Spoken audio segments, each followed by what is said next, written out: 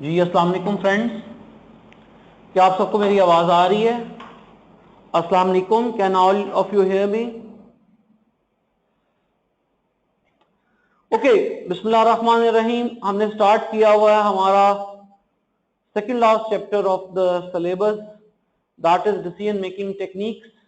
उस decision making techniques में खाली हमने दो चीज़ें पढ़ी थी। One was make and buy decision, that how would we be making make और buy decisions, and thereafter हमने पढ़ा था decision making with limiting factors. So ये दो चीजें हम कल से डिस्कस कर रहे हैं। उसके बाद जो मेक और बाय डिसीजन है वो मैंने क्लास पढ़ाया था और उसका एक क्वेश्चन आपको होमवर्क दे दिया था, सॉरी क्लास वर्क में करवा दिया था और फिर कुछ क्वेश्चंस आपको वीकेंड होमवर्क दे दिए थे। और लिमिटिंग फैक्टर के ऊपर हमने कुछ सवाल थे जो हमारा होमवर्क थे और हमने डिस्कशन के बाद उनको हल करना था। तो हम लिमिटिंग फैक्टर के सवालों से अपनी बातचीत का आगाज करते हैं। जो लिमिटिंग फैक्टर का पहला सवाल हम सब दोस्तों ने करके आना था वो 14.4 ए था।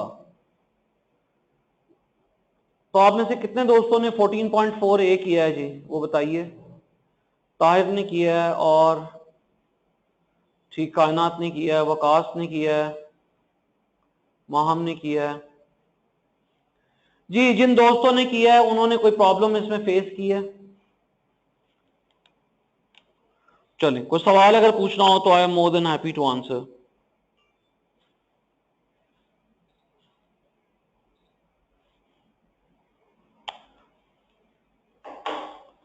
चलिए, 14.4 के बाद किसी ने कुछ पूछा? माम ने कुछ पूछना है जी, लिख दे माम को सवाल, लिखिए क्यों लिखा आपने।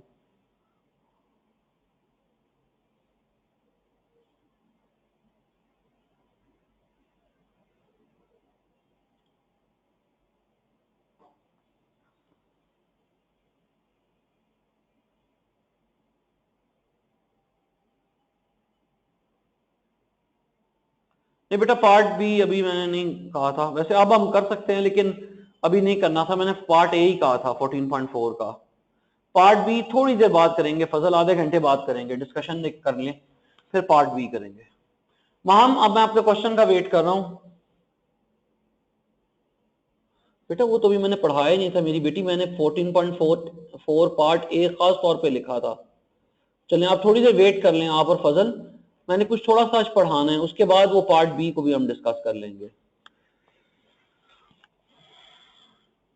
अच्छा जी, फिर हमने आपका होमवर्क था 14.1, क्वेश्चन बैंक का क्वेश्चन 14.1। 14.1 कौन कौन करके आया है जी? बज़ाहिर बड़ा लंबा सवाल है लेकिन मेरे ज़ाती ख्याल में कोई खास मुश्किल नहीं है। अगर किसी ने 14.1 में कुछ पूछना है तो क्यों लिख दे।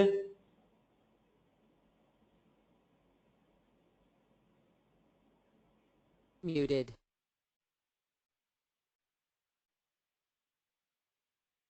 Unmuted. जी बेटा, अगर 14.1 में आपने कुछ पूछना तो क्यों लिख दें, अगर नहीं पूछना तो नो लिख दें।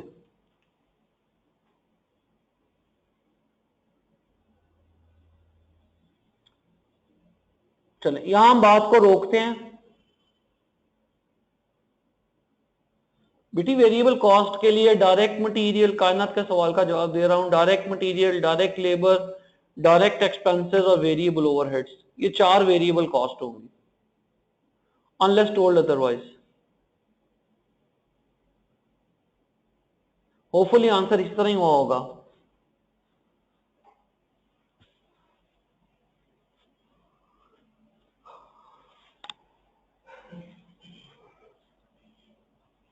ठीक है, ये दो सवाल तो आप लोगों ने करने थे।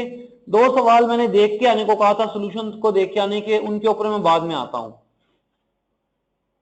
मैं जरा वापस उस एग्जांपल पे आता हूं जो हमने कल क्लास में डिस्कस की थी, उसमें से मुझे भी दो बातें और पढ़ानी है।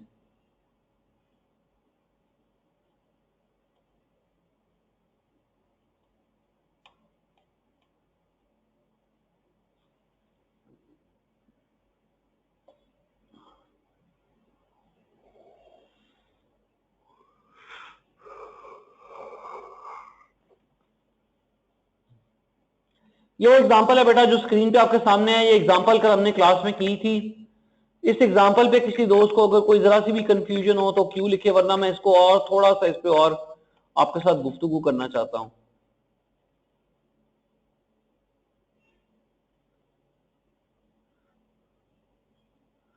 इस एग्जांपल में हमने अपना ऑप्टिमल प्रोडक्शन प्लान बनाया और हमारा ऑप्टिमल प्रोडक्शन प्लान था ए के 1000 यूनिट्स, बी के 1750 यूनिट्स और सी के 6000 यूनिट्स। और ये ऑप्टिमल प्रोडक्शन प्लान बनाने की वजह से हमने अपने टोटल लेबर आवर्स यूज कर लिए। डन, समझ आ गई? लेकिन हमारा एक और रिसोर्स भी तो है, और वो रिसोर्स कौन सा है? ये तो हमने प्लान बनाया और ये पूरे 50,000 घंटे यूज कर लिए। एक और रिसोर्स भी तो है, वो कौन सा रिसोर्स है? वो है मशीन आवर्स। तो जब हमने बनाया ए को, हमने कहा कि ए के बनेंगे 1000 यूनिट्स, बी के बनेंगे 1750 यूनिट्स, सी के बनेंगे 6000 यूनिट्स। तो टोटल मशीन आवर कितने यूज हो गए? ए के लिए 10,000, बी के लिए मैं सिंपल में लिख रहा हूं 1750 × 12, बी के लिए कितने मशीन आवर यूज हो गए? 21,000। और सी के लिए 84,000। तो टोटल कितने मशीन आवर्स हमने यूज किए? 81 + 24 + 10,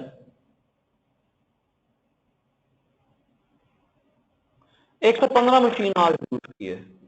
और हमारे पास अवेलेबल कितने थे? 2 लाख। तो हमारे 85,000 जो है वो आइडल मशीन आवर्स है इस प्लान के मुताबिक। तो ये जो आइडल मशीन आवर्स की कॉस्ट जिसको कंप्यूट करना हमारे सिलेबस में नहीं है फिलहाल, इन आइडल मशीन आवर्स की कॉस्ट कहलाती है आइडल फैसिलिटीज कॉस्ट।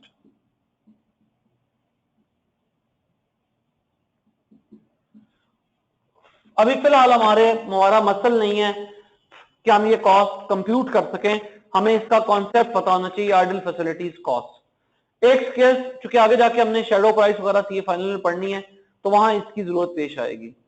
तो अगर आपके पास एक से ज्यादा स्केर्स रिसोर्सेज हो और एक रिसोर्स फुली एग्जॉस्ट हो जाए तो जो बाकी रिसोर्स है वो आइडल जा रहा है उसकी वजह से, तो उसकी कॉस्ट को कहते हैं आइडल फैसिलिटीज कॉस्ट। इसमें कोई प्रॉब्लम जी? कोई कुछ पूछना है तो क्यों लिख दें, नहीं तो बस खामोश रहें।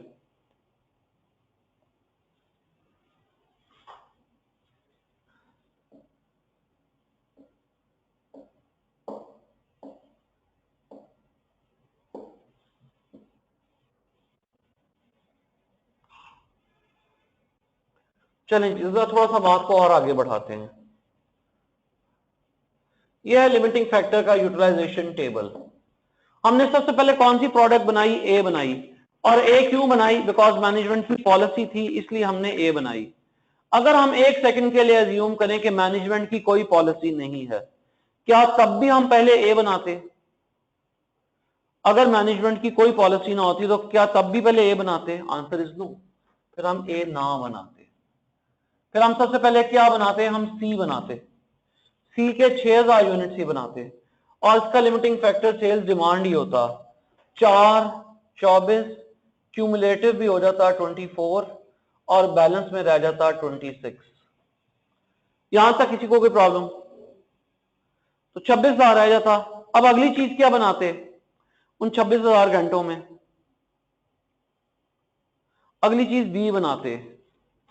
तो अगर 26,000 हमारे पास घंटे हैं डिवाइड बाय 8 तो कितना बी बनता हमसे?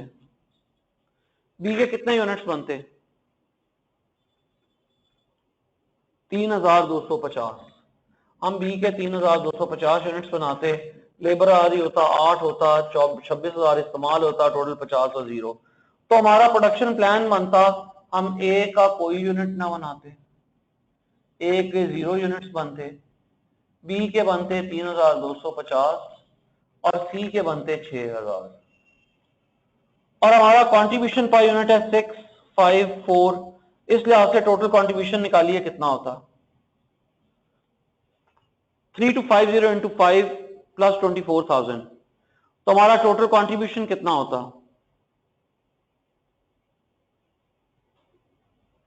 40,250 और हमने कितना कंट्रीब्यूशन कमाया 38,750। तो कितने पैसे कम बनाए?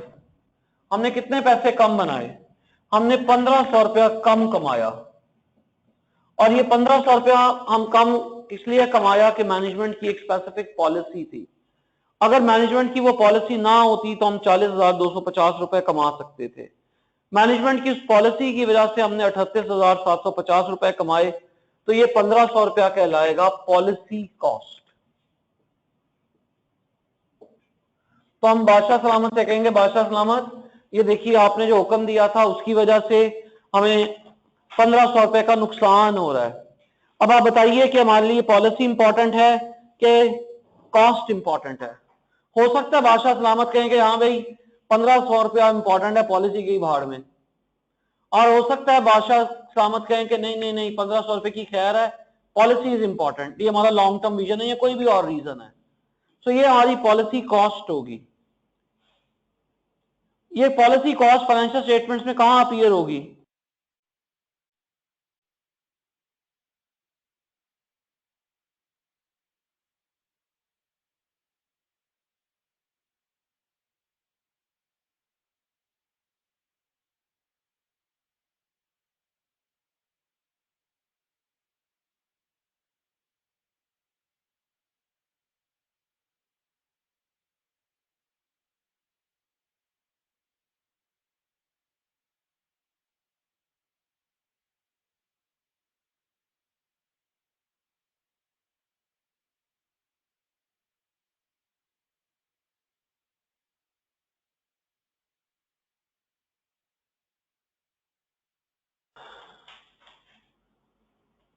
जी बेटा मैंने वॉइस खुद बंद की थी।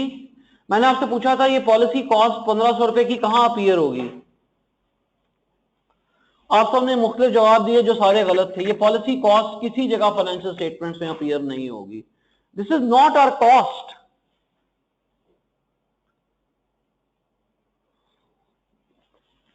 नहीं बेटी बात को समझें, ये फाइनेंशियल अकाउंटिंग की कॉस्ट नहीं है। ये तो इनकर ही नहीं हुई, ये तो अपॉर्चुनिटी थी, रेवेन्यू लॉस है, अपॉर्चुनिटी कॉस्ट है, एक्चुअल कॉस्ट नहीं है। प्रॉफिट एंड लॉस अकाउंट में किसी जगह अपीयर नहीं होगी। हाँ माहम का सबसे शायद अच्छा जवाब है कि प्रॉफिट कम होने की शक्ल में होगी, अदरवाइज किसी जगह इनकम स्टेटमेंट में चार्ज नजर नहीं आएगा। ठीक है बेटा, किसी ने कुछ पूछना तो क्यों लिख दे, वरना 5 सेकंड का पॉज है, मैं आगे चलता हूं।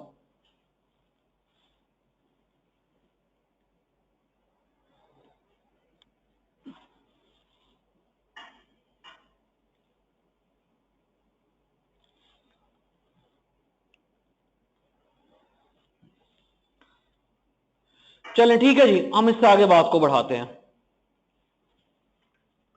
जो आपका नेक्स्ट होमवर्क था दैट वाज क्वेश्चन AAD वाला क्वेश्चन। वो कौन सा क्वेश्चन था, नंबर बताइए।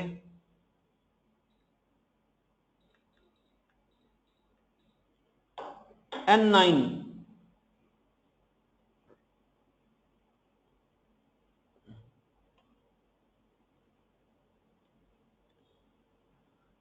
जी चलें, जितनी देर वो जूम इन कर रहा है, आप सबको बहुत मुबारक हो। आज आईकैप का इंटर रेट डिबेट कंपटीशन था, उसमें अल्हम्दुलिल्लाह पैक की जो डिबेटर थी फजर नदीम, वो फर्स्ट आई हैं।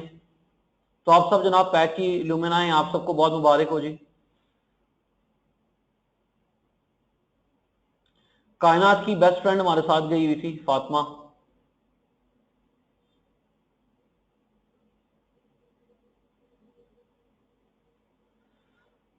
चलिए ठीक, खैर मुबारक। अच्छा जी, ये क्वेश्चन है जनाब, AD companies budget department, AD companies budget department has compiled the following data for decision making. मैं सवाल पढ़ रहा हूं आपके साथ मिलके, आप लोगों ने अटेंटिवली मेरे क्वेश्चंस का आंसर करना है। अच्छा जी, चूंकि मैंने पहले शोर मचाया हुआ था आपको कि आईकैप ने फंड लिमिटेशन का सवाल है, इसलिए आप लोगों ने शायद ये समझ लिया होगा कि ये फंड लिमिटेशन का सवाल है। अदरवाइज ताहिर ढूंढता रहता कि मशीन आर कहां पे हैं, लेबर आर कहां पे हैं, रॉ मटेरियल कॉस्ट कहां पे है। ठीक है जी, तो क्वेश्चन को पढ़ते हैं। AD company's budgeting department has compiled the following data for decision making. Products हैं, उनकी डिमांड इन यूनिट्स है, average sale price, material price, labour per unit और ओपनिंग स्टॉक। प्रोडक्ट ए की डिमांड है 1500 और ओपनिंग स्टॉक है 50 का। तो क्या मैं प्रोडक्ट ए की प्रोडक्शन प्लानिंग इस पीरियड में 1450 यूनिट्स की करूंगा? यस और नो। ताज सब कह रहे हैं 1450 की करूंगा। ठीक है, बाकी लोगों का क्या जवाब है, जरा वो भी जवाब दे दें। काजिम साहब भी एग्री कर रहे हैं। और जी जो एग्री कर रहे हैं वो भी लिखें, जो नहीं एग्री कर रहे वो भी लिखें। आंसर सब ने देना है। जिशान भी एग्री कर रहे हैं और फजल भी एग्री कर रहे हैं। इफरा डिसएग्री कर रही हैं। अहमद शराज को एज यूजुअल सवाल नहीं समझ आया। ठीक है जी, और फिर अगेन शाबाश माहम, गुड आंसर। हाँ अहमद शराज, सवाल ये था बेटे कि डिमांड इन यूनिट्स है 1500 और 50 यूनिट्स ओपनिंग में पड़े हुए हैं। मैंने बोतलें 1500 कोक बेचनी है और 50 कोक मेरे पास अलमारी में पड़ी हुई हैं, तो मैं कितनी कोक बनाऊं? 1450 के 1500, इस पे बहस हो रही है। अब आप अपना जवाब बताइए।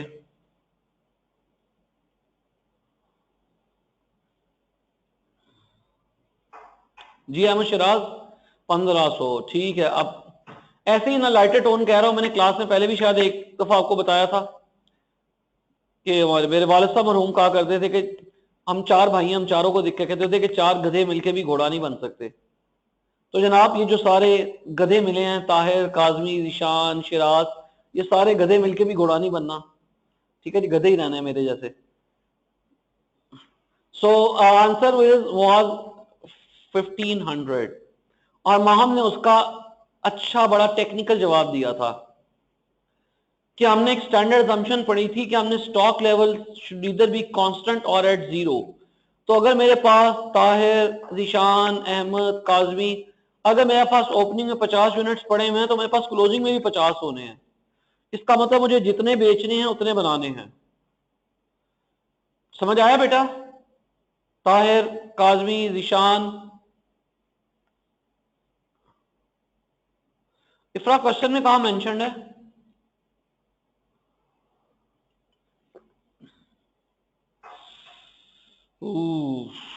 कहां लिखा हुआ है इफरा? इफरा तो मेरे पास होती ना तो एक तुम्हें मैंने लगानी थी। शुक्र है तुम दूर बैठी हुई हो, बच गई हो। मैं आऊंगा लास्ट लाइन पे भी। चलो ठीक है, आगे आते हैं। मैं अभी इफरा के पॉइंट पे बाद में आऊंगा। क्वेश्चन में मेंशन नहीं है बेटी, ये वो अजम्पशन ही थी। अच्छा जी, हम इस वक्त क्या कर रहे हैं? अच्छा कोई बात नहीं बेटी, मैं अभी समझा दूंगा, कोई मसला नहीं। मुझसे भी गलती हो जाती है कई दफा क्लास में, मैं गलत टोटल लिख देता हूँ, गलत फिगर लिख देता हूँ। ऐसा ये तो लाइटर टोन में चलता रहता है ना। आंसर में नहीं है। अच्छा जी, हाँ जी, हम क्या पढ़ रहे हैं जी? Limiting factor decision making. शाबाश शाबाश शाबाश। हम उस टॉपिक के तहत फिजिकली कर क्या रहे हैं वकास?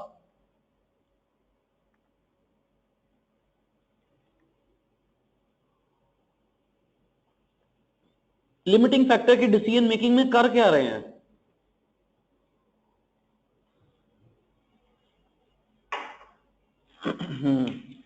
हाँ फिर अगेन माहम का जवाब किस बहुत हद तक अच्छा जवाब है। हम फिनिश्ड गुड्स की प्रोडक्शन प्लानिंग कर रहे हैं। हम फिनिश्ड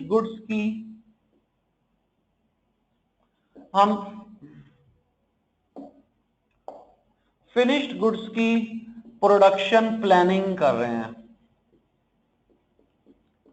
और ये प्लानिंग करते हुए हमने ये तय किया था कि हम प्रोडक्शन प्रेफरेंस देंगे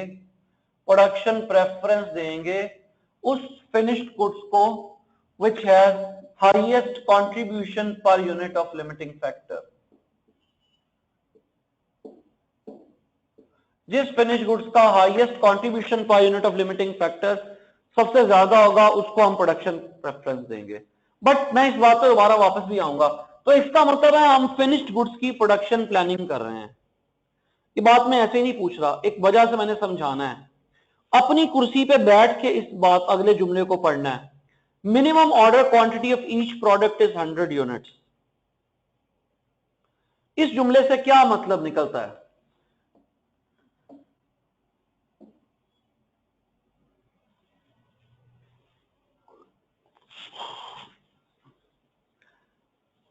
काजमी अल्लाह ताला आपको जिंदगी दे, ईओक्यू ऑप्टिमल होता है, मिनिमम नहीं होता।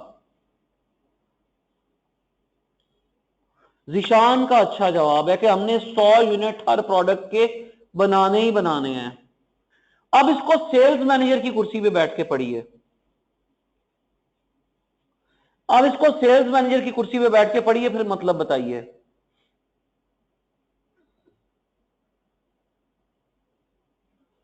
फिर मतलब ये होगा कि हम 100 से कम चीजों का ऑर्डर एक्सेप्ट नहीं करते। अगर मैं अपनी कुर्सी पे बैठ के इस सवाल को पढ़ूंगा तो मैं इसका मतलब ये लूंगा कि मैंने कम से कम 100 यूनिट्स ए के बनाने हैं, 100 यूनिट्स बी के बनाने हैं, 100 यूनिट्स सी के बनाने हैं। अगर मैं इसको सेल्स मैनेजर की कुर्सी पे बैठ के पढ़ूंगा तो मैं इसका मतलब उल्टा ले लूंगा, तो अपनी कुर्सी पे बैठ के पढ़ना है। चले, ठीक है, समझ आ गई बात की? किसी ने कुछ पूछना तो क्यों लिख दे।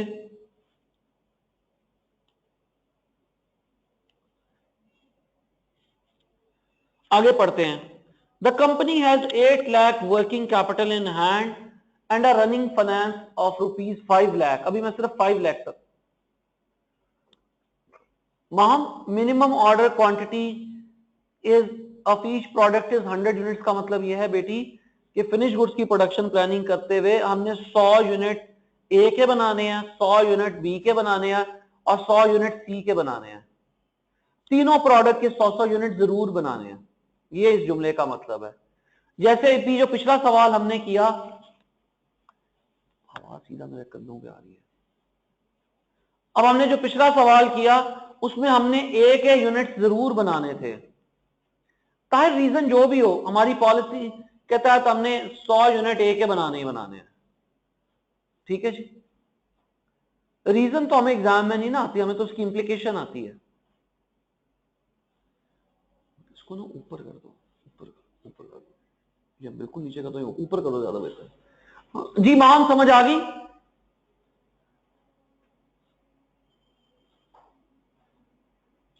My player.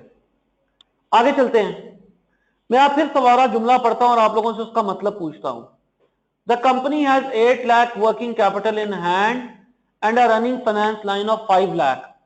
तो ये जो 5 लाख की रनिंग फाइनेंस लाइन है, क्या ये हम पिछले साल इस्तेमाल कर चुके हैं?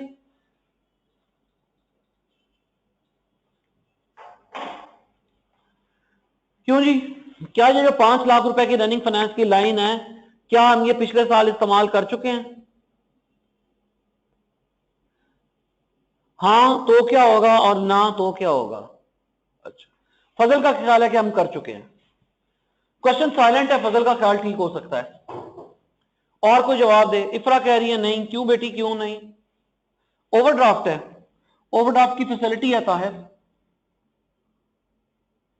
क्यों नहीं भाई इफरा? अगर हम ये अजम्पशन ले लेंगे, मैं इफरा के साथ हूं, तो हमारे अवेलेबल फंड्स और कम हो जाएंगे। हमारे अवेलेबल फंड सिर्फ 8 लाख रह जाएंगे। तो फंड्स की तो ऑलरेडी शॉर्टेज है। तो हम ये अज्यूम करेंगे कि ये 5 लाख हमने पिछले पीरियड में इस्तेमाल नहीं किए। तो यूं हमारे पास टोटल अवेलेबल फंड्स हो जाएंगे 13 लाख। जी 13 लाख होने में कोई एतराज? 13 लाख के फंड होने में कोई एतराज किसी को? अब इस बात से अब अगली बात इस कॉन्टेक्स्ट के साथ पढ़नी है। Eight 24% per annum cost interest. आप सबने आंसर देखा है, हमने इस क्वेश्चन में इंटरेस्ट की कोई ट्रीटमेंट नहीं की। अगर हम ये अज्यूम करते कि अच्छा, मैं क्यों नहीं की, चले मैं आपसे ये पूछ रहा हूं, पहले ये बताइए इंटरेस्ट की कोई ट्रीटमेंट क्यों नहीं की पूरे सवाल में?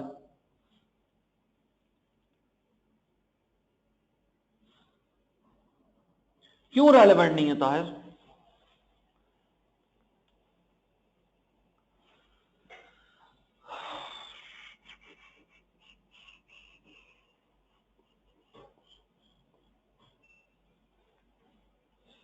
हाँ, इसकी एक रीजन, दो रीजन हम हो सकती हैं। एक रीजन हम ये कह सकते हैं क्योंकि ऑलरेडी फंड्स हमारा लिमिटिंग फैक्टर है, तो हम ए बी सी का जो भी कॉम्बो बनाएंगे हम 5 लाख का 5 लाख यूज कर लेंगे, तो इसलिए ये कॉस्ट हमारे लिए इररेलेवेंट हो गई। तो ये तो हो गया डिसीजन मेकिंग का एस्पेक्ट। एक इसका कैश का एस्पेक्ट भी है,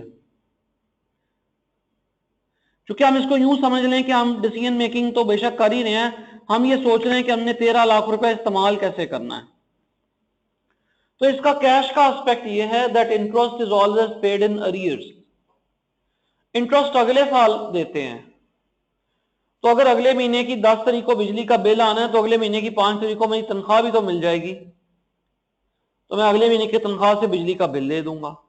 अभी तो फिलहाल मैं इस महीने के बिजली के बिल की फिक्र करूं। ठीक है, समझ आ रही है?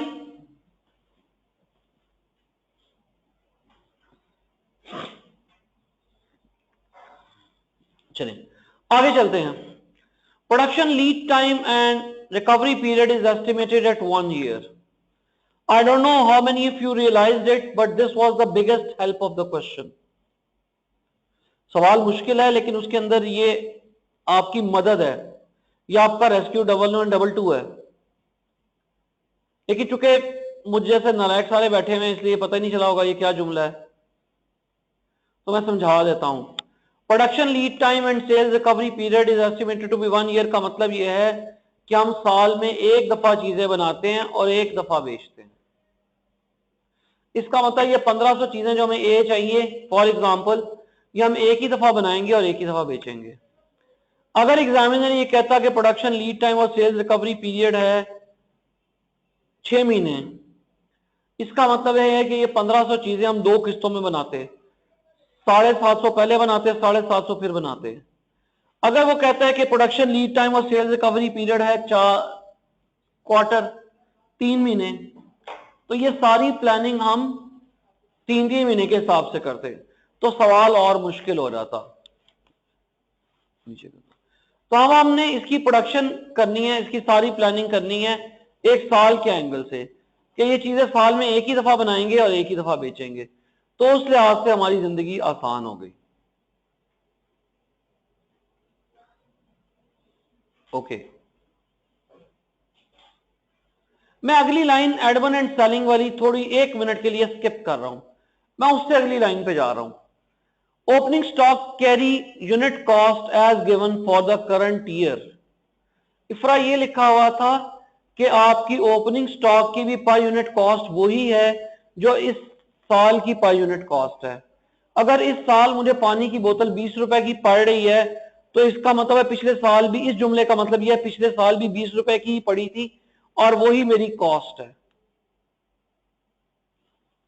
प्राइसेस चेंज नहीं हो रही। इफ्रा इस जुमले का ये मतलब है, और ये भी आप लोगों के लिए एग्जामिनर की एक हेल्प है। अगर ऐसा ना होता, माहम अगर ऐसा ना होता, ओपनिंग स्टॉक के यूनिट्स की कॉस्ट कुछ और होती, तो क्वेश्चन में हमें क्या इंप्लीकेशन आती?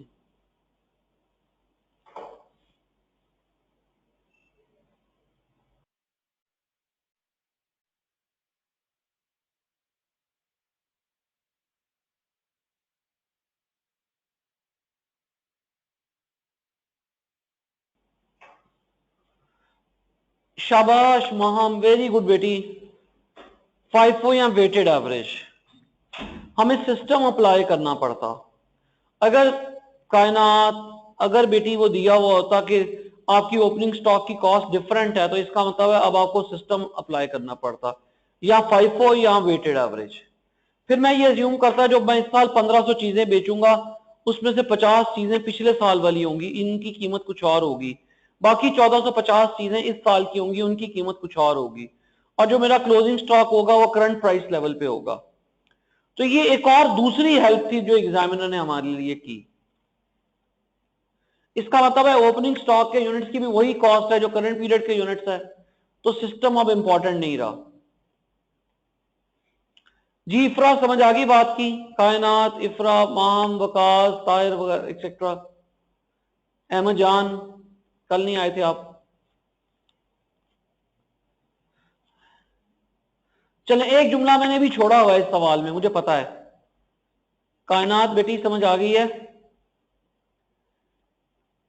लेकिन मैं स्टिल चाहूंगा कि हम जरा 1 मिनट के लिए आंसर पे चलें।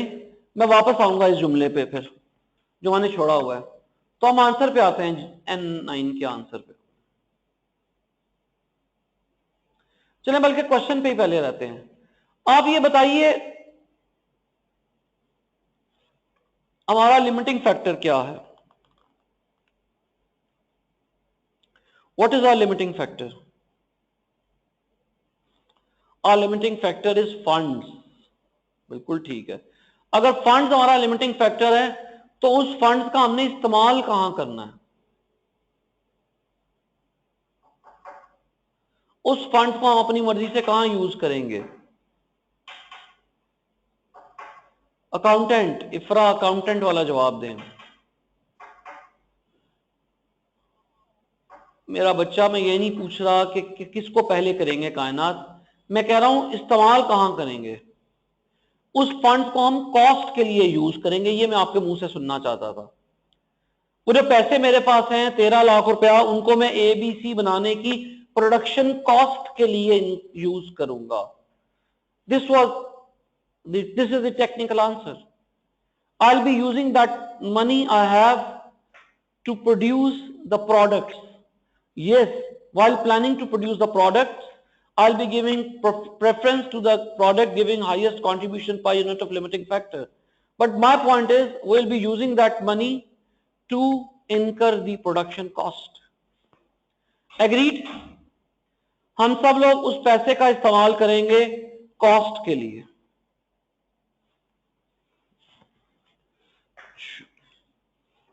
कॉस्ट कितनी तरह की होती है बिहेवियर के लिहाज से? ताहिर, मटीरियल लेबर ओवरहेड नहीं, बिहेवियर के लिहाज से दो ही कॉस्ट होती हैं, एक है फिक्स्ड और एक है वेरिएबल। ठीक है इफ्रा, वकास, शिराज, बेटा सैमी को तो हमने पढ़ा हुआ था एजम्पशन में, हम क्यों एजम्पशन भूल जाते हैं? हमें शिराज और इफ्रा कि हम सेमी वेरिएबल कॉस्ट के कुल्हाड़ी मार के दो टोटे कर देंगे, एक टोटा टोटल फिक्स्ड और एक टोटा पर यूनिट वेरिएबल, और वो कुल्हाड़ी हमारे हाथ में क्या होगी? High low method. ठीक है बेटे, मैं जानबूझ के इसलिए कुल्हाड़ी का वर्ड यूज किया था ताकि आप हुक कर लें, आप लोगों को याद रहे। तो हमारे लिए तो दो ही कॉस्ट हैं, एक फिक्स कॉस्ट और एक वेरिएबल कॉस्ट। तो अब हम क्या करेंगे? हम इस जो 13 लाख रुपया है इसको खर्च करेंगे पहले फिक्स्ड कॉस्ट के लिए। ये बताइए, ये जो admin and marketing expenditure per annum दिया हुआ है, ये फिक्स्ड है कि वेरिएबल है? कैसे पता चला आपको अहमद शिराज का ये फिक्स्ड है? शाबाश काजमी, पर एनम दिया हुआ है, तो टोटल कॉस्ट हमेशा पीरियड लिंक्ड होती है, और वेरिएबल कॉस्ट जो है, फिक्स कॉस्ट हमेशा पीरियड लिंक्ड होती है, और वेरिएबल कॉस्ट प्रोडक्शन लिंक्ड होती है।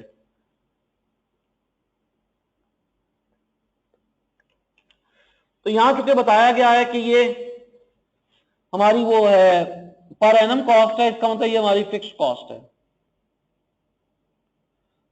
ठीक है जी, चले, सवाल में किसी ने कुछ पूछना हो तो क्यों लिखे, वरना मैं जवाब पे जाता हूं।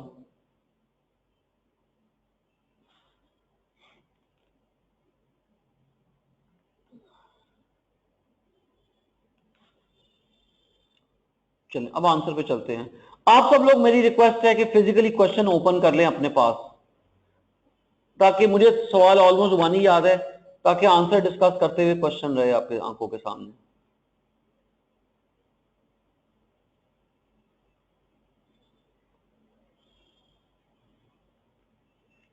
और अगर मैं कोई गलत फिगर बोल रहा हूं तो आप मेरी इस्लाह करें, मुझे टोक दें।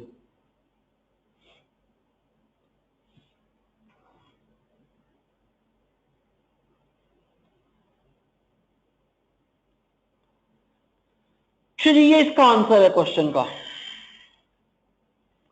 ये हमारी एवरेज सेल प्राइस क्वेश्चन में गिवन थी, material cost per unit question में गिवन थी, labour cost per unit question में गिवन थी, और कंट्रीब्यूशन पर यूनिट निकाला। मेरा फिर आपसे सवाल है कि हमारा लिमिटिंग फैक्टर क्या है।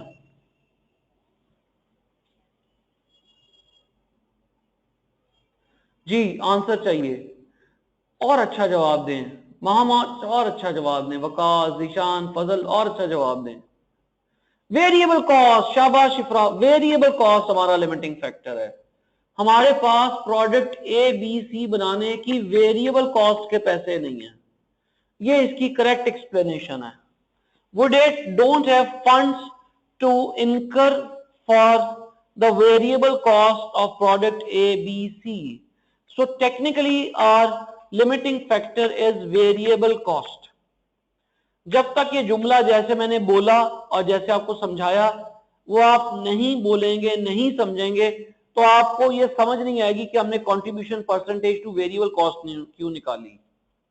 क्योंकि टेक्निकली स्पीकिंग हमारा लिमिटिंग फैक्टर है ही वेरिएबल कॉस्ट, तो इसीलिए हमने contribution percentage two variable cost निकाली। ठीक है, समझ आ रही है। और ये हमने शुरू में एफओएच के चैप्टर में मैंने आपको पढ़ाया था कि जब किसी चीज को लिंक करना होता है फिजिकल रिसोर्सेज के साथ तो हम पर बेसिस पे करते हैं, पर मशीन आवर, पर labour our, per unit produced. और किसी चीज को लिंक करना होता है कॉस्ट के साथ, material cost, prime cost, conversion cost, तो परसेंटेज में करते हैं। तो यहां चूंकि कंट्रीब्यूशन को लिंक करना था वेरिएबल कॉस्ट के साथ तो परसेंटेज में किया गया। आप में से मुझे कुछ बताएगा कोई शख्स कि ये 28% क्या बताता है? और ए का 28%, बी का 22%, सी का 37%। कोई अच्छी सी एक्सप्लेनेशन दें उसकी, जैसे मैंने इफ्रा को लिए अभी शाबाश कहा है वैसे मैं उसके लिए शाबाश कहूं। इस 28%, 22%, 37% की क्या कमर्शियल मीनिंग है? कोई एक एक्सप्लेन कर दें। 28%, 22%, 37%, किसी एक को एक्सप्लेन कर दें। 28% से क्या मुराद है?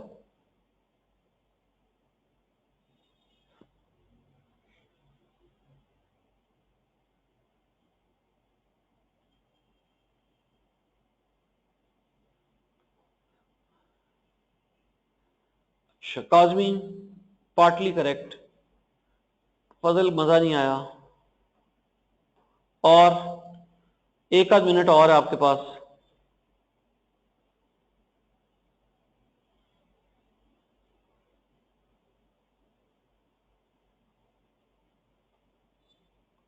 शाबाश ताहिर, वेरी गुड। ये इसका मतलब है जो ताहिर ने बताया है। अगर मेरे पास 100 रुपया है जो कि लिमिटिंग फैक्टर है, उसको प्रोडक्ट ए की वेरिएबल कॉस्ट पे खर्च करूंगा तो 28 रुपए की कंट्रीब्यूशन जनरेट होगी। प्रोडक्ट बी की वेरिएबल कॉस्ट पे करूंगा तो 22 रुपए की कंट्रीब्यूशन जनरेट होगी। प्रोडक्ट सी की वेरिएबल कॉस्ट पे करूंगा तो 37 रुपए की कंट्रीब्यूशन जनरेट होगी। तो वो एक 100 का नोट जो मेरी जेब में है उसको मैं सबसे पहले किस प्रोडक्ट पे खर्च करना चाहूंगा? सी पे, उसके बाद ए पे, उसके बाद बी पे। तो मेरी प्रोडक्शन प्रेफरेंस बन गई सी ए बी। जी किसी को प्रोडक्शन प्रेफरेंस में कोई ताल्लुक?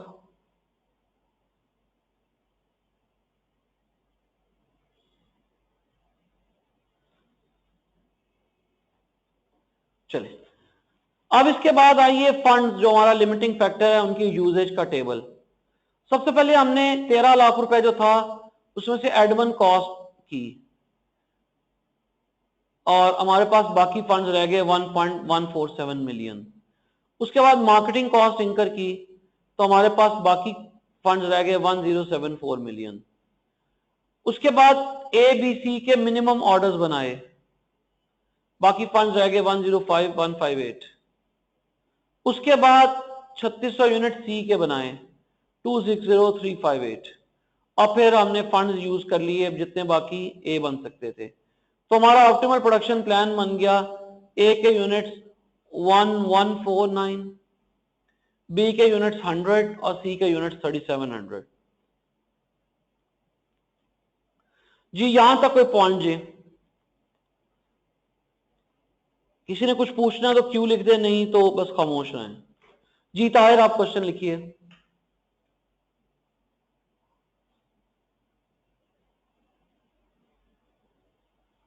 पॉलिसी ताहिर, पॉलिसी 100 तो बनाने ही बनाने हैं, तो मेरी मर्जी तो नहीं चलनी। जाफर साहब ने कहा है कि प्रोडक्ट ए बी सी के 100 यूनिट बनाने ही बनाने हैं, उसके बाद मैं अपनी मर्जी कर लूं। तो सबसे पहले मैं इस कैंपस का फिक्स कॉस्ट पूरी करूंगा, फिर इस कैंपस में 100 यूनिट ए बी सी के बनाऊंगा, उसके बाद मैं अपनी मर्जी करूंगा। जी बेटा, कोई और पॉइंट किसी ने पूछना हो तो क्यों लिखे। अच्छा जी, जरा 3-4 मिनट की ब्रेक कर लें, अल्लाह मियां के साथ थोड़ा सा ड्रामा कर लें, असर की नमाज पढ़ लें, तो हम फिर ड्रामे के बाद दोबारा ज्वाइन करते हैं। ठीक है, okay. So short break for Asr prayer.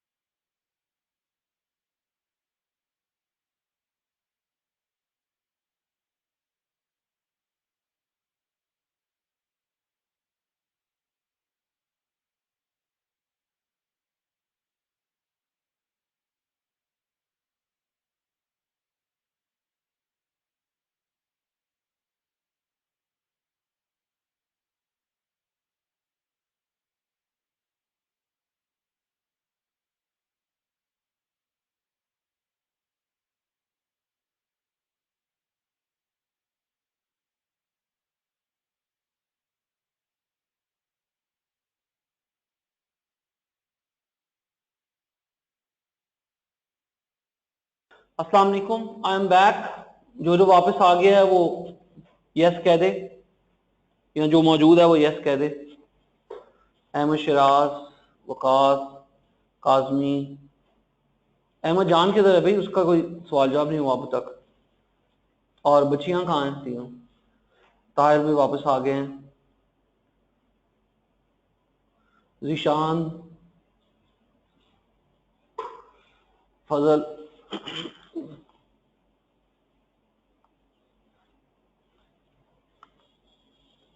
जी बच्चियां, इफ्रा, माहम, कायनात।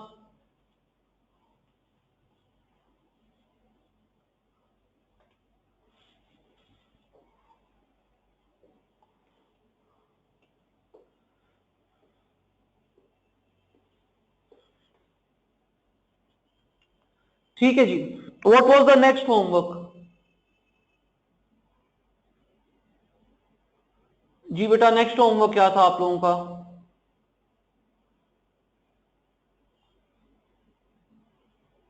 N17 ji.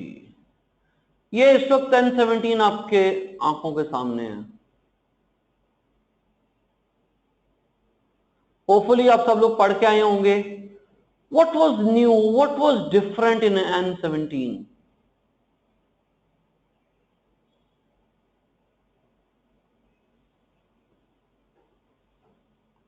How many of you realized the difference was in the first sentence?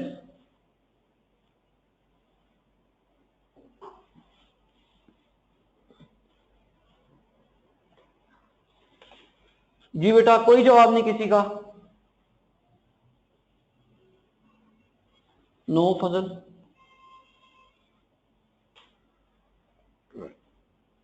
अच्छा चलें, वकास ने किसी हद तक सही जवाब दिया है।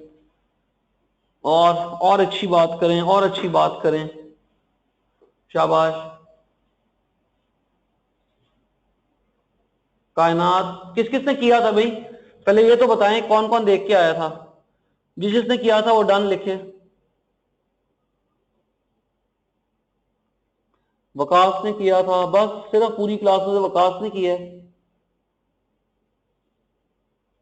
फजल ने किया है। और बच्चियों में से माहम ने किया है, इफ्रा ने किया है। और आगे चलें, आगे चलें। ठीक है, फिर क्या पता चला माहम, इफ्रा, क्या इसमें न्यू है? What's new in this question? या कह दें कोई चीज नहीं है।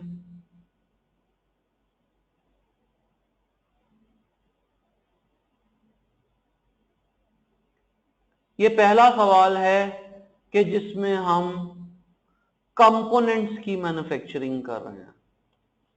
इससे पहले हम फिनिश गुड्स की प्रोडक्शन प्लानिंग करते थे, और मैं कहता था कि हमने बनानी है कोक, फांटा, स्प्राइट। और मैंने कहा मैं कोक बनाऊंगा, स्प्राइट बनाऊंगा, फांटा नहीं बनाऊंगा। तो मेरे फांटा ना बनाने से मेरा कोक और स्प्राइट का बिजनेस अफेक्ट नहीं होता था। हाँ, ताहिर मेरे पास आएगा, पूछेगा फांटा नहीं है, मैं कहूंगा नहीं है, नाराज होकर चला जाएगा। लेकिन ताहिर मेरे पास आके पूछे सर मैंने कोक पीनी है, कोक है, मैं कहूँ है। फांटा मैं कहूँ नहीं है, कहेगा मैंने फांटा पीनी तो नहीं है लेकिन आपके पास नहीं है, मैं इसलिए जा रहा हूं। क्यों ताहिर ऐसा होगा?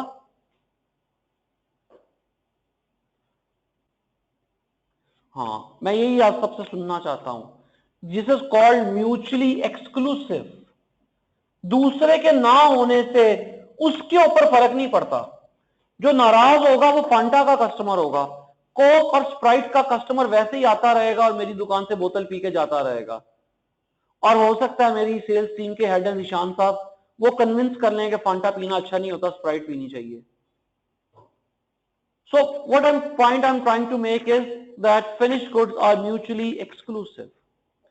This is the first time we are talking about components. For example, हम मोटर बाइक बनाते हैं, और मोटर बाइक बनाते हुए हमें हेडलाइट की भी जरूरत है, स्पीडोमीटर की भी जरूरत है, और इंडिकेटर की भी जरूरत है। अब मेरे पास वसाइल कम है। अगर मैं फॉर एग्जांपल कहता हूं कि मैं इंडिकेटर बनाऊंगा और स्पीडोमीटर बनाऊंगा तो मोटरसाइकिल को पूरा करने के लिए मुझे लामहला हेडलाइट बाय करनी पड़ेगी। पॉइंट को फॉलो करें।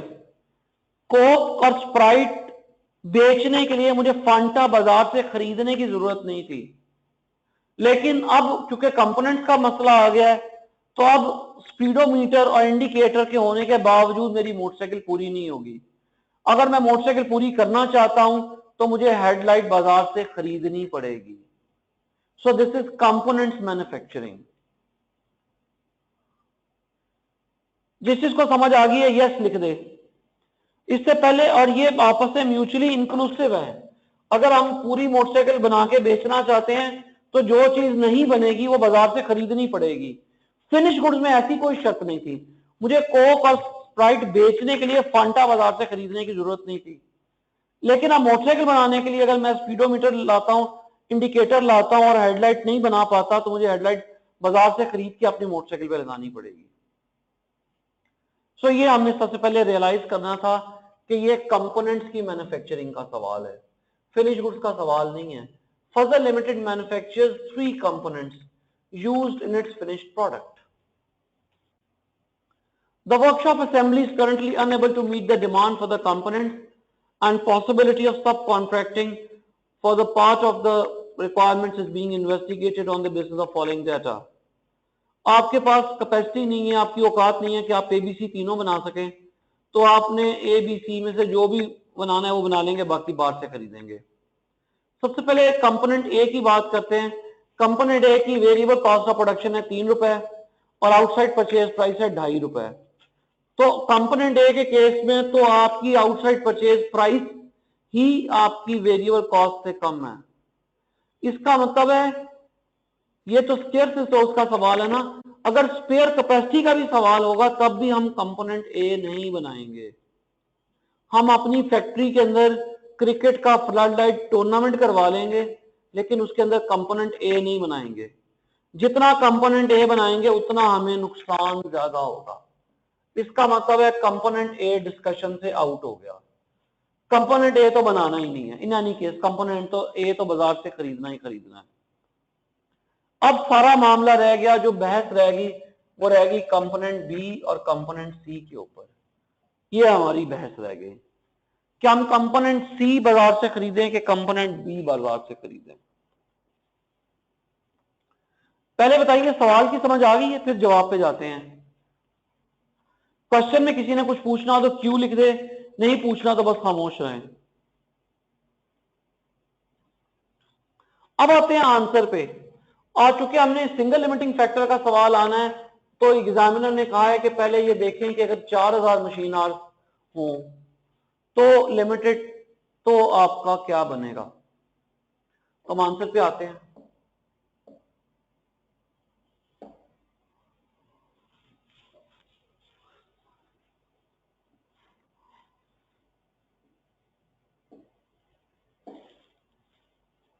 ये आंसर है। हमारी कंपोनेंट बी की एक्सेस कॉस्ट है 2 रुपीज और कंपोनेंट सी की एक्सेस कॉस्ट है 6 रुपीज। क्या ये कंपेरेबल है आपस में? अच्छा, 2 को एक्सप्लेन करे कोई कि व्हाट डज 2 मीन्स। 2 रुपए से क्या मुराद है?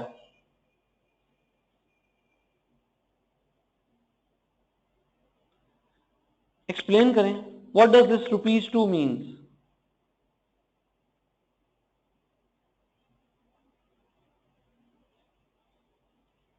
वकास इतना अच्छा जवाब नहीं है, शिराज इतना अच्छा जवाब नहीं है। 2 रुपए का मतलब यह है कि मशीन आवर्स जो लिमिटिंग फैक्टर है वो ना होने की वजह से अगर मैं कंपोनेंट बी बाजार से खरीदूं तो मुझे अपने बनाने के मुकाबले में 2 रुपए महंगा मिलेगा। और मशीन आवर्स जो मेरा लिमिटिंग फैक्टर है, लाइट ना होने की वजह से मशीन नहीं चल सकती, तो मशीन आवर्स लिमिटेड है। तो मशीन आवर्स ना होने की वजह से जो कंपोनेंट सी मुझे बाजार से खरीदना पड़ेगा तो मुझे 6 रुपए की एक्स्ट्रा कॉस्ट है जी, अपॉर्चुनिटी कॉस्ट है। क्या ये 2 रुपए और 6 रुपए आपस में कंपेरेबल हैं? Are rupees 2 and rupees 6 comparable? Why no?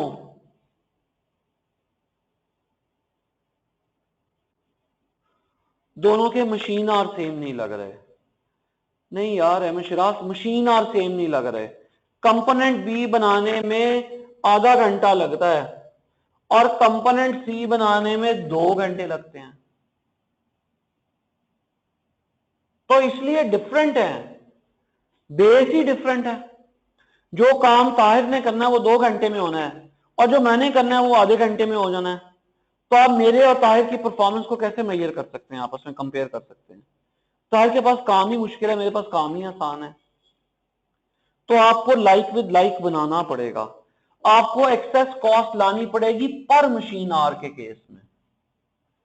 अगर मैं 1 घंटा लाइट ना होने की वजह से कंपोनेंट बी नहीं बनाता तो मुझे 2 कंपोनेंट बी नहीं बना पाऊंगा, और एक कंपोनेंट बी बाजार से खरीदने की एक्सेस कॉस्ट है 2 रुपए, तो लाइट ना होने की वजह से 1 घंटे के अंदर मुझे 2 कंपोनेंट बी बाजार से खरीदने पड़े, तो मेरा खर्चा हो गया 4 रुपए का।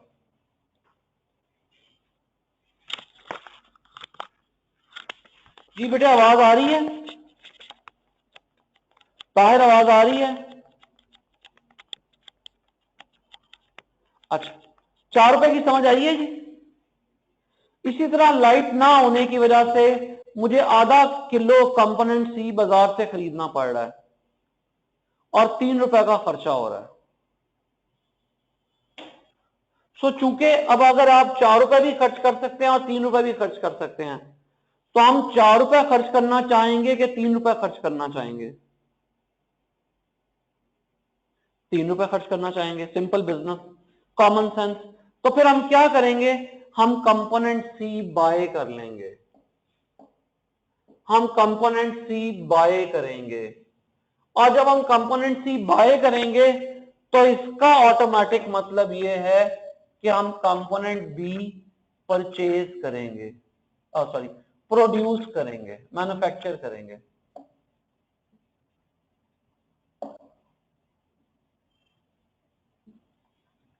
ऑथर ने भी यही लिखा है, component C has the lowest excess cost per limiting factor and should therefore be bought out.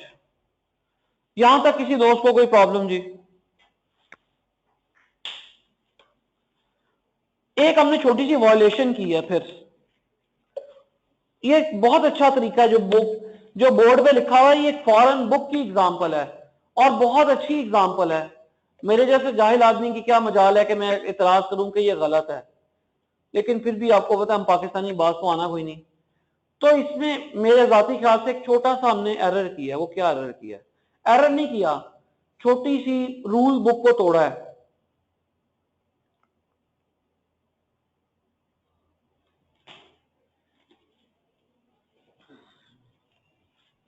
हमने ये फैसला किया है परचेज मैनेजर बनके, ठीक है, समझ आ रही है? हमने ये फैसला किया है परचेज मैनेजर बनके कि भाई जो चीज सस्ती मिल रही है उसको खरीद लो।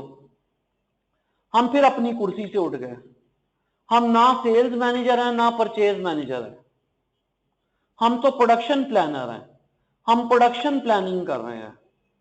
तो बात को वैसे ही करना चाहिए था, प्रोडक्शन प्लानिंग के एंगल से ही करना चाहिए था। तो मेरी आपके लिए इनपुट है, आप चीज को वैसे ही देखें, वैसे ही सोचें। पहले आप फिनिश गुड्स की प्रोडक्शन प्लानिंग कर रहे थे, अब आप कंपोनेंट की प्रोडक्शन प्लानिंग करें। कंपोनेंट्स की प्रोडक्शन प्लानिंग करते हुए हम प्रोडक्शन प्रेफरेंस देंगे उस कंपोनेंट को which has highest excess cost per unit of limiting factor।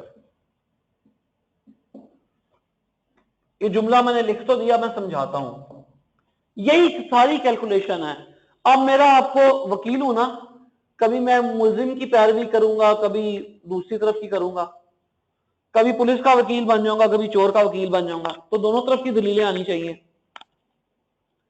यही सारा डाटा मैं बात एक मुख्तलिफ अंदाज से कर रहा हूं, बहुत ध्यान से मेरी बात सुननी है। मशीन आवर्स लिमिटेड है, लाइट नहीं आती, वो 1 घंटा जो लाइट आए उसमें मुझे कंपोनेंट बी बनाना चाहिए कि कंपोनेंट सी बनाना चाहिए। मैं आसान बात करता हूं, सर्दियों में गैस, सिंपल, बिल्कुल सिंपल टर्म से समझाने की बात कर रहा हूं। सर्दियों में गैस नहीं आती, बहुत कम गैस आती है।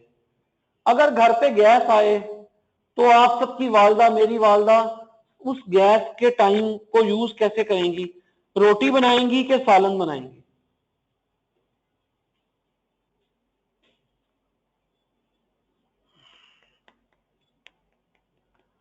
अहमद शराज को छोड़ के बाकी सब ने कहा सालन, क्यों?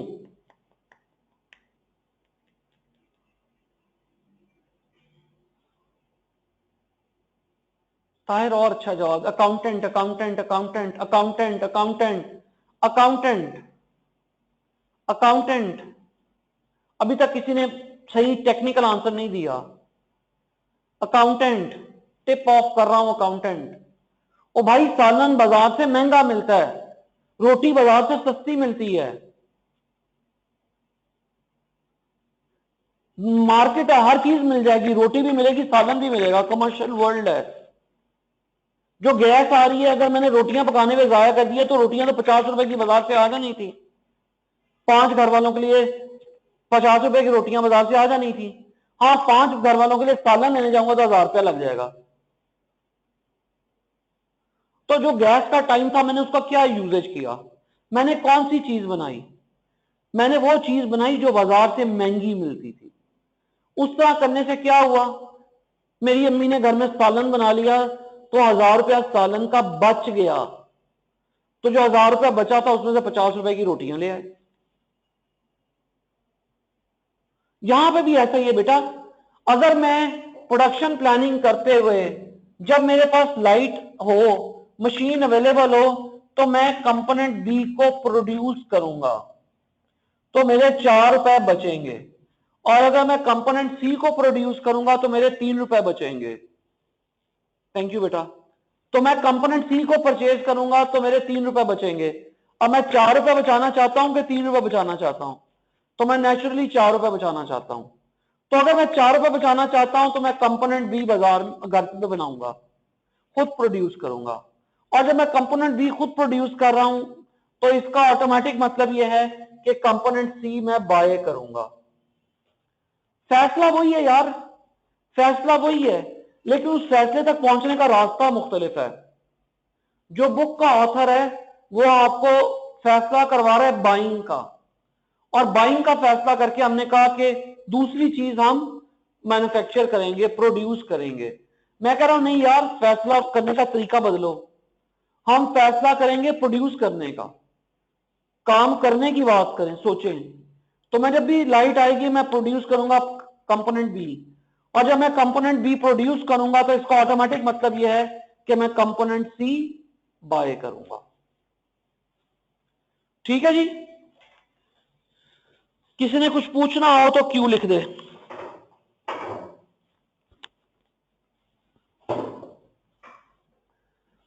माहम और फजल, अब हम 14.4 का पार्ट बी कर सकते हैं। 14.4 के पार्ट बी में यही कॉन्सेप्ट अप्लाई हुआ है।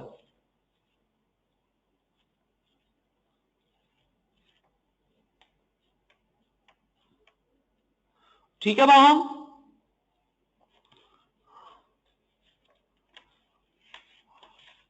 हाल बत्ता 14.4 के पार्ट बी में आई कैप ने टेक्निकल एरर किया हुआ, टाइपिंग एरर है। मैं अभी ये समझाता हूं आपको। आप लोग फिजिकली निकाल लें, फिजिकली निकाल लें। सॉल्यूशन का पेज है 198। जो खोल ले वो डन लिखे, जो क्वेश्चन बैंक ओपन कर ले वो डन लिखे। पेज 198 इफरा ने कर लिया है, माहम भी कर ले, काजमी भी कर ले, फजल भी कर ले, अहमद शिराज साहब ने भी कर लिया है। हाँ जी, अब आप देखिए आंसर के अंदर पार्ट बी का आंसर दरमियान में जाके, priority for manufacturing, priority for manufacturing I cap ने कंपोनेंट ए को फर्स्ट प्रायोरिटी दी है। Which is wrong. आपकी एक्सेस कॉस्ट पर मशीन आ रही है कंपोनेंट बी की, तो हमारी प्रायोरिटी टू मैन्युफैक्चर होनी चाहिए कंपोनेंट बी। टेक्निकली स्पीकिंग उसने प्रायोरिटी सेट की है प्रायोरिटी टू बाय के एंगल से, और वर्ड वहां लिख दिया है प्रायोरिटी टू मैन्युफैक्चर। अब इसको ठीक करने के दो तरीके हो सकते हैं। एक तरीका यह है कि जहां लिखा हुआ प्रायोरिटी टू मैन्युफैक्चर, आप मैन्युफैक्चर का वर्ड काट के बाय कर दें, तो फिर ये जवाब ठीक हो जाएगा।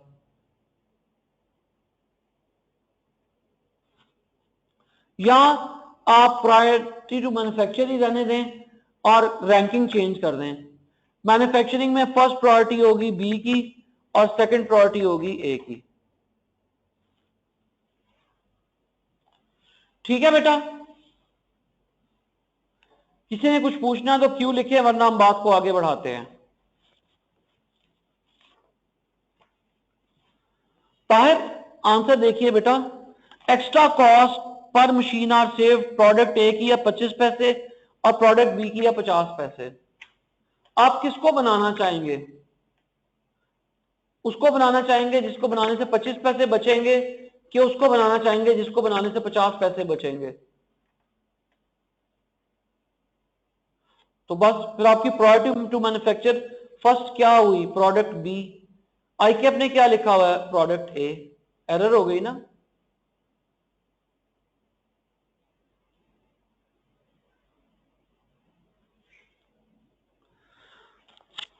चलिए ठीक है जी।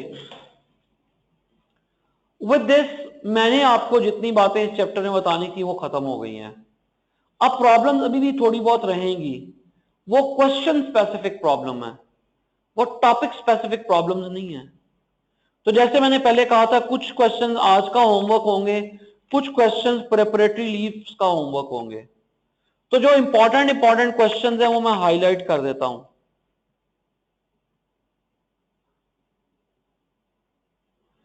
14.1 हमने डिस्कस कर ली है।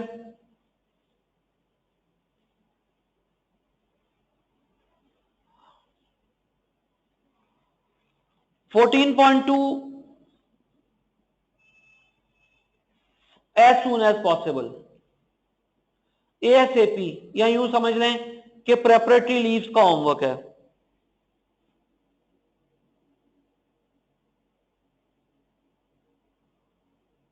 14.3 ये आज का होमवर्क नंबर 1 है। 14.3 इज टुडेज होमवर्क नंबर 1। 14.4 हम ऑलरेडी डिस्कस कर चुके हैं। 14.5 प्रेपरेटरी लीव्स का होमवर्क है। लिख रहे हैं ना साथ साथ?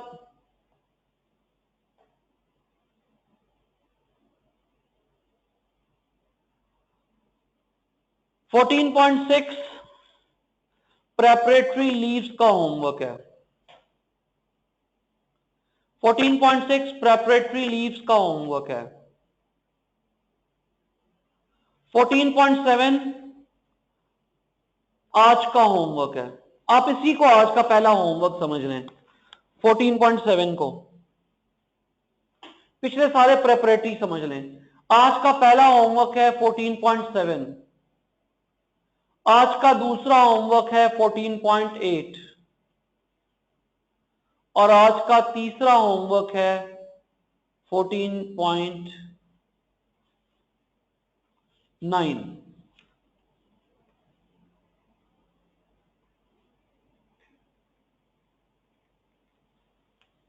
डन। 14.10 के बारे में मैंने भी कुछ नहीं बताया, कि मैंने कल क्लास में कराना है, आपने देख के नहीं आना। आपकी प्रॉब्लम डिस्कस करने के बाद 14.10 अच्छा सवाल है, वो मैं कल क्लास में कराना चाहता हूं।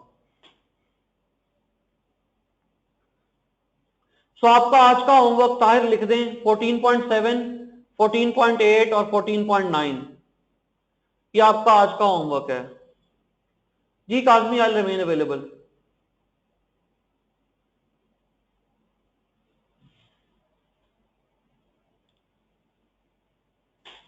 ताहिर मेरा ख्याल है वो ऑफ स्क्रीन हो गए हैं, जिशान आप लिख दें 14.7, 14.8, 14.9 या जो भी माहम लिख दे। 14.10 कल क्लास में करेंगे, ठीक है जी। अब आ जाइए क्वेश्चन 9 पे। आई कैप का क्वेश्चन में खत्म हो गया। अब आइए हैंडबुक पे।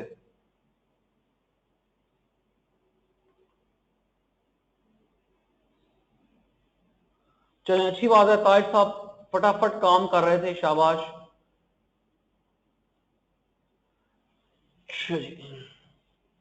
चलें जनाब, दोबारा आप कागज पेंसिल पकड़ लें और दोबारा हिम्मतें जवान कर लें, क्योंकि अब हम कुछ और आगे बात करने लगे हैं। N1 ASAP प्रेपरेटरी, ASAP का मतलब preparatory leaves. N2 preparatory leaves.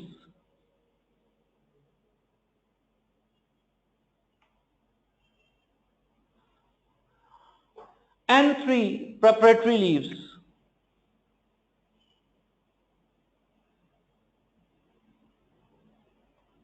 N4 मैंने छोड़ दिया है, जब टाइम मिलेगा तब कर लीजिएगा। N5 preparatory leaves.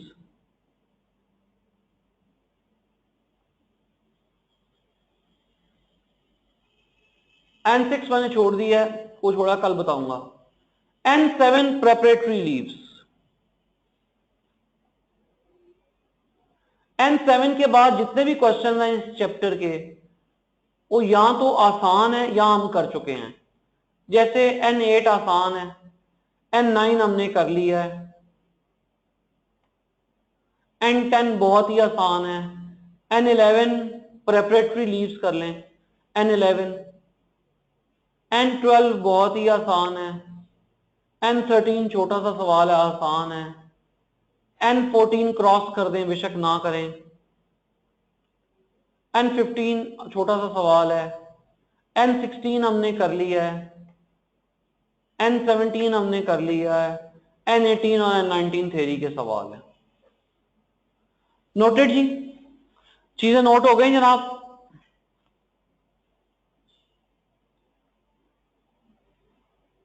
चले, ठीक है जी। सो जो जाना चाहे मेरी तरफ से अल्लाह हाफिज। क्वेश्चन नंबर 14.7, 14.8, 14.9 आज का होमवर्क है। 14.10 हम क्लास में करेंगे। कल ही हम इंशाल्लाह अगला चैप्टर स्टार्ट कर देंगे, टाइम वैल्यू ऑफ मनी का, जो छोटा सा चैप्टर है, परसों खत्म हो जाएगा। और चूंकि लेवल 1 का चैप्टर है, time value of money level 1 का चैप्टर है। और बाकी कुछ सवाल प्रेपरेटरी लीव्स। सो जिन्होंने काजमी समेत जिसने कुछ पूछना है वो अपना क्वेश्चन टाइप करें। बाकी जो जाना चाहे वो अस्सलाम वालेकुम एंड अल्लाह हाफिज है।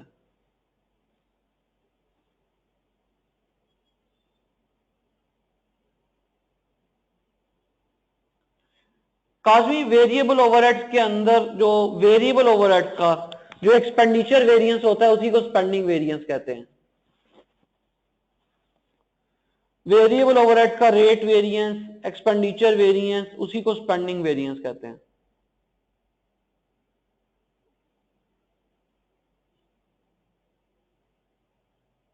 अल्लाह हाफिज ईशान जी। काजमी कुछ और पूछना हो आपने?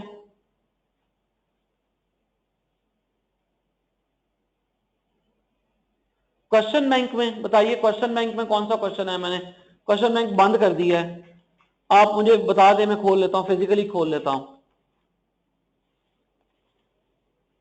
बेटा क्वेश्चन बैंक में कहां है स्पेंडिंग वेरिएंस, वो बताइए ना।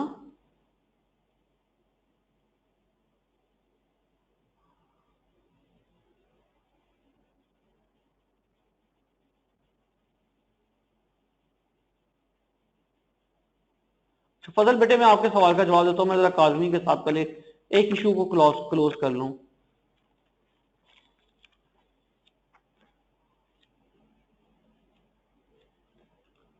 जी काजमी कौन सा क्वेश्चन है बेटा? 10.12।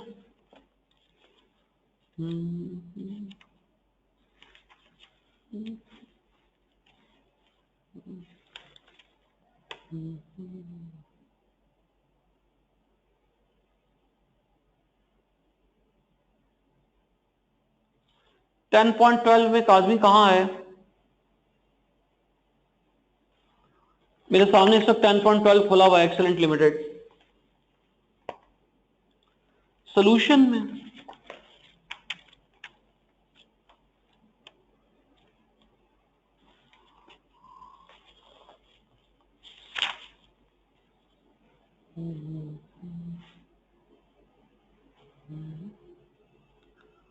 हाँ जी काजी, ये सोल्यूशन भी मेरे सामने है। इसमें कहाँ वर्ड यूज हुआ है, किस पेज पे?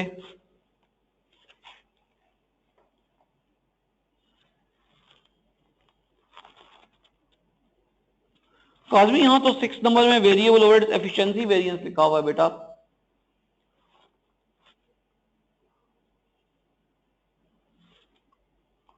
जी बेटा, तो मैंने यही आपको समझाया ना कि वेरिएबल ओवरहेड्स के रेट वेरिएंस को ही वेरिएबल ओवरहेड्स का एक्सपेंडिचर वेरिएंस कहते हैं, इसी को स्पेंडिंग वेरिएंस कहते हैं।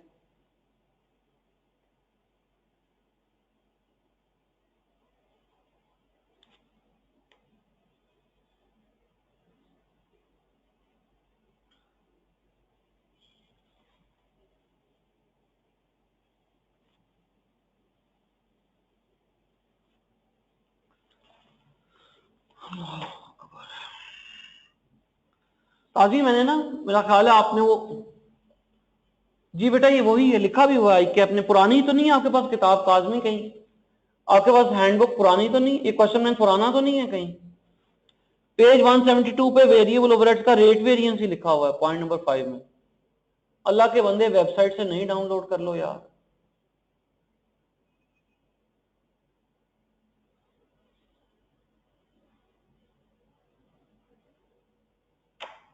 अच्छा चलें, काजमी साहब से पहले रेट वेरिएंस लिखा हुआ है काजमी, आईकैप ने ये ठीक कर दिया हुआ है। मैं ताहिर आपके सवाल का जवाब देता हूं, उससे पहले एक और दोस्त ने, फजल ने कुछ पूछा था। फजल कह रहे हैं कि मार्जिनल एब्जॉर्प्शन कॉस्टिंग के डिफरेंस क्लियर नहीं हो रहा चैप्टर 4 से। फजल मुझे आपका सवाल नहीं समझ आया, आपको मार्जिनल कॉस्ट पर यूनिट और वेरिएबल कॉस्ट पर यूनिट नहीं पता चल रही, या कोई कुछ पर्टिकुलर क्वेश्चन या कोई चैप्टर पैरा नहीं पता चल रहा?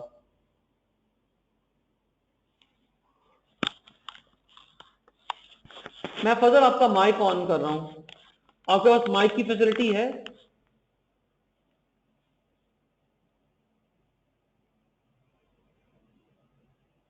जी अस्सलाम वालेकुम फजल।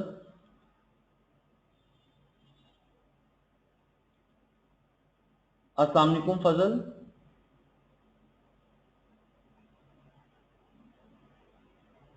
फजल आपने अपना माइक्रोफोन, जी अस्सलाम वालेकुम फजल। जी फजल, अस्सलाम वालेकुम वालेकुम फजल। जी फजल बेटा। सर मैं ये पूछ रहा हूँ कि इसका मेन सर आवाज नहीं आ रही आपको? जी अब क्लियर है बेटा, बताइए। आवाज नहीं आ रही सर आपको? आ रही है फजल, अब आ रही है, बताइए बेटा। सर मार्जिनल कॉस्टिंग और अब्जॉर्प्शन कॉस्टिंग का जो मेन कंसेप्ट है सर वो कंफ्यूज हो रहा है, हाँ मिक्स जी, हो रहा है। कोई बात नहीं। मार्जिनल कॉस्ट के अंदर पर यूनिट कॉस्ट में सिर्फ वेरिएबल कॉस्ट होती है, मटेरियल, लेबर और वेरिएबल प्रोडक्शन ओवरहेड, ये मार्जिनल कॉस्टिंग है। और उसी के अंदर अगर आप per unit fixed overhead add कर दें तो वो एब्जॉर्प्शन कॉस्टिंग बन जाएगी। तो बेसिक डिफरेंस जो मार्जिनल कॉस्टिंग और एब्जॉर्प्शन कॉस्टिंग में है वो फिक्स्ड मैन्युफैक्चरिंग ओवरहेड्स का फर्क है। जो हमारी मार्जिनल कॉस्टिंग होती है उसमें फिक्स्ड मैन्युफैक्चरिंग ओवरहेड्स शामिल नहीं होते। एब्जॉर्प्शन कॉस्टिंग में फिक्स्ड मैन्युफैक्चरिंग ओवरहेड्स भी शामिल होते हैं। यही दोनों के अंदर बुनियादी डिफरेंस है। जैसे अगर आप स्क्रीन इस वक्त देख रहे हैं तो क्वेश्चन नंबर D9 है कि आपके सामने से स्क्रीन पे, मैंने जी पहले कहा था इस टॉपिक का सबसे मुश्किल सवाल है। तो हमारी मार्जिनल कॉस्ट क्या होगी? 25 रुपए मटीरियल, 13 रुपए लेबर और 10 रुपए प्रोडक्ट, 12 रुपए वेरिएबल प्रोडक्शन ओवरहेड्स। तो 12 प्लस 13 जी प्लस सर 25, 50 रुपीज क्या हो गई मार्जिनल कॉस्ट। और ठीक है सर। इसी के अंदर 10 रुपए फिक्स्ड ओवरहेड के शामिल कर दें, वो एब्जॉर्प्शन कॉस्ट होगी।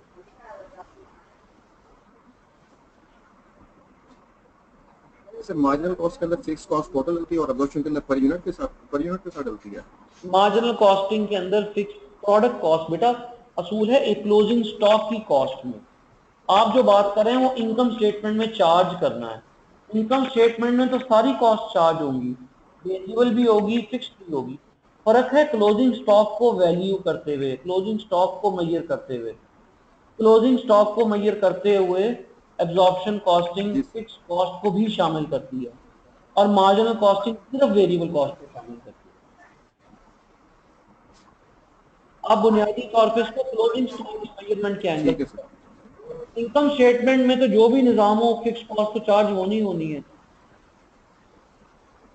ठीक है, ठीक है sir, thank you sir, thank you sir. जी अब आइए ताहिर साहब की बारी। ताहिर साहब के सवालात को एक एक करके। Easy way to calculate incentive wage payable from M7।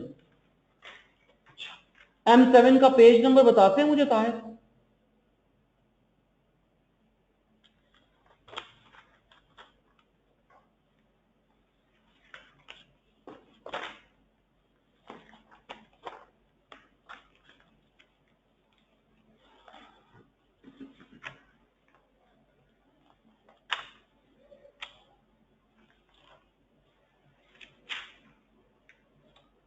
M7 Maroof engineering की बात कर रहे हैं।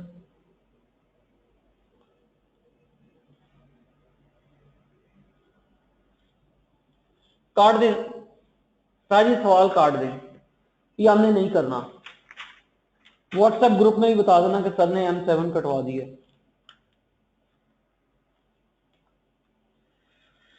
अगला सवाल आपने कहा what's convenient time to contact you in case of any query through WhatsApp.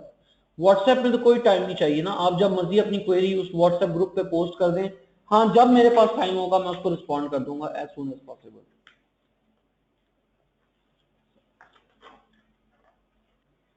Kazmi कौन किस चीज का पेज 168?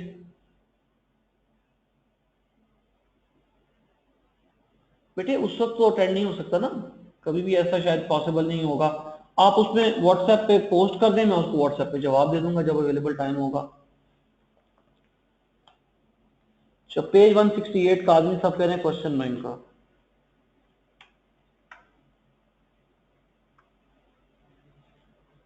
जी काजमी, ये मैंने निकाल लिया पेज 168 क्वेश्चन बैंक का।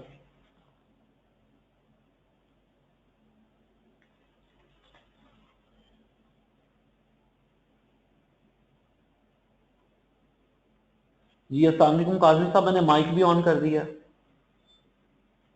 वालेकुम अस्सलाम सर। जी बेटा। सर मेरा इसमें क्वेश्चन है, ये जो लास्ट में एंड में एक्चुअल प्रॉफिट कैलकुलेट हुआ है लास्ट में 168 एंड में, हाँ जी। सर मैं इस तरीके से जो उस दिन क्वेश्चन करना चाह रहा था ना वो मैं सही क्लियर नहीं आप कर सका, जिसमें इसमें कैलकुलेट किया उन्होंने एक्चुअल प्रॉफिट यानी कि डायरेक्ट माइनस करके।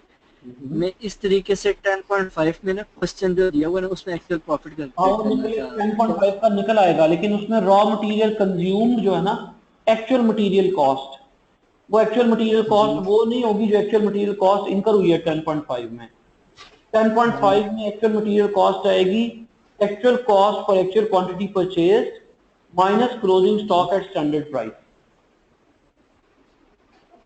सर उसमें कंज्यूमर वो सेम ही थी, उसमें जो उसमें परचेज और यूज था वो सेम था। परचेज का यूज सेम था। जी सर मैं इसमें बताता हूँ 25,000 of direct material were purchased and used at a cost of rupees 1.48। ये चीज़ मुझे उस दिन यही नहीं समझ आई थी कि इसको फिर हम किस तरीके से लेंगे। 10.5 में आप चाह रहे हैं एक्चुअल प्रॉफिट कैलकुलेट करना, तो जी एक्चुअल प्रॉफिट एग्जैक्टली मैं उस दिन क्या आपको समझाना चाह रहा था इस तरीके से। तो बेटा इस तरीके से हो जाएगा एक्चुअल प्रॉफिट कंप्यूट। आई कैप ने इसी तरीके से किया होगा, मैं देख लेता हूँ अभी आप। आई कैप में नहीं given, उसमें आपने सिर्फ एक चीज़ बताई थी जो बजटेड प्रोडक्शन थी ना और वो जो सेल उसमें डिफरेंस थी वो इस वजह से शायद डिफरेंस आ रहा था, मुझे कंफर्म नहीं है, शायद इसी वजह से ये कुछ हुआ। अच्छा एक मिनट, मैं आई कैप का आंसर देख लूँ।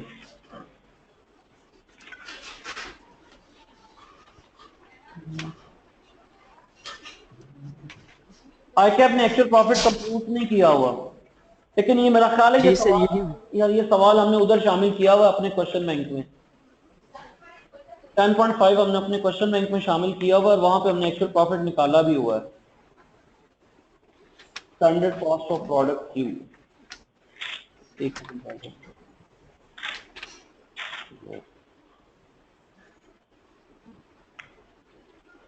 नहीं सर उसमें नहीं है, ऑटम 9 का क्वेश्चन है ये, और ये क्वेश्चन बैंक का नहीं है, वो सॉरी इसका नहीं है, पास्ट पेपर्स का नहीं था सही। अच्छा बेटा, तो अब आप ऐसा करिए, आप अपना ना मुझे कंप्यूट करके व्हाट्सएप कर दीजिए, मैं उसको चेक करके आपको गलती बता दूंगा, ठीक है? उसको सर आप मेरा तो बार बार गलत किया। यार जो आपने लास्ट अटेम्प्ट किया ना उसकी तस्वीर खींच के मुझे व्हाट्सएप कर दो, सादी बात है, ठीक है? चलो ठीक है सर, ठीक है। हाँ तभी मैं Thank you, आपको sir। गलती बता सकता हूँ ना बेटे, भी आप मुझे। वैसे इसका हो सकता है जैसे हाँ, हो ये जो सकता है, चीज मैं बिल्कुल बता रहा हूँ पॉसिबल है। बिल्कुल हो सकता है। आप अपनी बेस्ट एफर्ट करके मुझे व्हाट्सएप कर दें, मैं उसको करेक्ट करके आपको वापस जवाब दे दूंगा, ठीक है? चलिए सर, थैंक यू सो क्योंकि मच। गलती हो सकता है वो ना हो जो आप समझ रहे हैं कि गलती है, तो मैं आंसर जब तक आपका पूरा माइंड नहीं पढ़ूंगा, आपका पूरा सोल्यूशन देखूंगा, मुझे भी गलती पता नहीं चलेगी। तो जो आपकी बेस्ट पॉसिबल एफर्ट है वो करके, तो आप मुझे आंसर बना के इसका व्हाट्सएप कर दें, मैं आपको देख के उसी वक्त तो विद इन 24 आवर रिप्लाई कर दूंगा। शायद आपकी केस में मैं इंशाल्लाह विद इन 24 आवर रिप्लाई कर दिया करूंगा। सर ग्रुप में करूँ या पर्सनल कर दूँ? नहीं, ग्रुप में करिए, हर चीज ग्रुप में डिस्कस करिए। ठीक है sir, thank you so much. तो और पूछना है काजमी? नहीं सर अभी तक ये, क्योंकि सर मेरा वो रिकॉर्डिंग मिलती है, सॉरी सर मैं बार बार लेट क्वेश्चन करता हूँ, मुझे वो एट अ टाइम इनके जवाब बोल रहे थे मेरे से लिखने नहीं होता, तो मैं इसलिए बाद में लेक्चर सुन के बाद में कोई क्वेश्चन। बात कोई बात कोई बात नहीं, ठीक है बेटा, thank okay, you Allah so much sir. हाफ़िज़। माम आपने कुछ पूछना है बेटी? माम इस वक्त अवेलेबल है आफ्टर क्लास में?